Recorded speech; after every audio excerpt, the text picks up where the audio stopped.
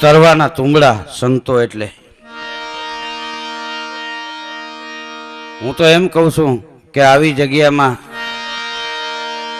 કે આવા એક સારા કાર્યમાં આટલા સંતોની ઉપસ્થિતિમાં જેના ઉપર ભગવાનની કૃપા હોય એનાથી જ આવી શકાય. બાકી કરોડો રૂપિયા હોય ને તોય આવી ન શકાય.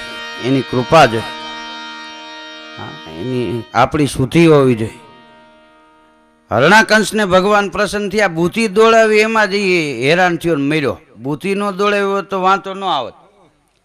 હા, ભગવાન પ્રસન્ન થયા, કેટલું તપ કર્યા પછી માગ તો કે ભાઈ મોટે નહીં, મારે લેખિત જોઈએ, હું લખાણ કરું એમાં સહી કરો. તો ભગવાન કે વાંધો નહીં, લખો. તો હરણાકંસે લખ્યું પેલું જ, એ કે મારું મોત ઘરમાં નહીં બારે નહીં. તો ભગવાન કે વાંધો નહીં. મુદ્દો બીજો, મારું મોત દિવસે નહીં રાતે નહીં. તો કે વાંધો નહીં. મુદ્દો ત્રીજો, મારું મોત માણસે નહીં પશુએ નહીં. કે વાંધો નહીં. મુદ્દો ચોથો તો કે મારું મોત લોઢે નહીં લાકડે નહીં. ભગવાન કે વાંધો નહીં. મુદ્દો પાંચમો એ કે મારું મોત લીલે નહીં ને હુકે નહીં.